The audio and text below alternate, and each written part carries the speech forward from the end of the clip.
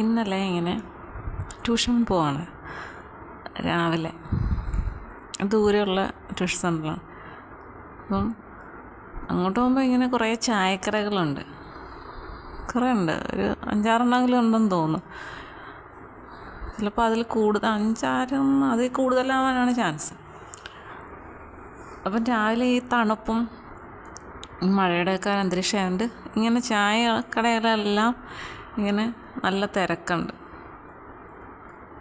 കഥയൊക്കെ പറഞ്ഞ പുപ്പന്മാരും ഒക്കെ ഇങ്ങനെ ഓരോരോ കാര്യങ്ങൾ അപ്പം നമ്മളിങ്ങനെ പാസ് ചെയ്യുമ്പോൾ നമുക്കത് കേൾക്കാൻ പറ്റും.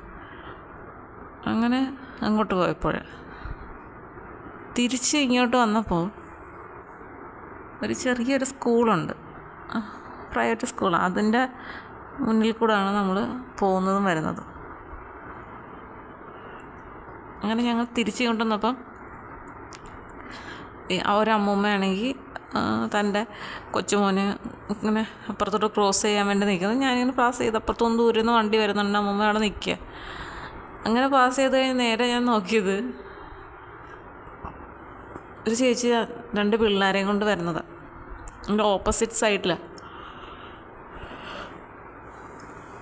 അപ്പം ഇങ്ങനെ സമയമായി എന്നുള്ള ഇതായിരിക്കാം.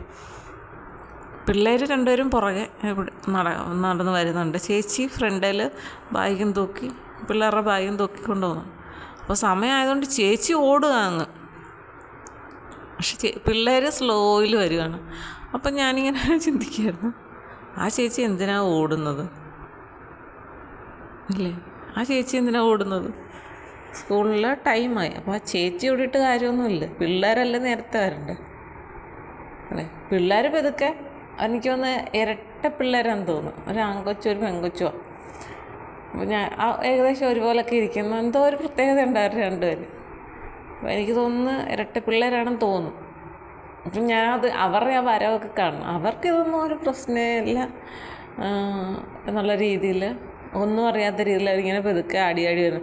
അപ്പം ഞാനിങ്ങനെ തലയാട്ടിയിട്ട് ചിരിച്ച്. അപ്പം പെങ്കൊച്ചത്ര ഇങ്ങനെ നോക്കിയെങ്കിലും നമുക്ക് ഒരു പക്ഷേ തോന്നിക്കാണത്തില്ല. പക്ഷെ ആൺകൊച്ചൻ എന്നെ നല്ല ഇങ്ങനെ ചിരിച്ചിട്ട് ഇങ്ങനെ തലയാട്ടി. അപ്പം ഇവർ തമ്മിലുള്ള ദൂരം, ഈ അമ്മയും പിള്ളേരും തമ്മിലുള്ള ദൂരം കുറച്ചധികം ഉണ്ട്. അവർ പതുക്കെ ഒരു സൈഡ് പിടിച്ച് പിള്ളേരെ ഇട്ടിട്ട് നടക്കുന്നു. ഫ്രണ്ട് നടക്കുന്ന അമ്മയാണെങ്കിൽ ഭയങ്കര സ്പീഡിൽ ഭയങ്കര ധൃതിയിൽ ഓടുന്ന പോലെയൊക്കെ ഉണ്ട് നടക്കുന്നത്, അത്ര സ്പീഡിൽ പോകുന്നു. അത് കണ്ടപ്പോൾ സത്യം പറഞ്ഞ ചിരിയും വന്ന്. ഇതുപോലുള്ള കുറേ രക്ഷിതാക്കളുണ്ട്.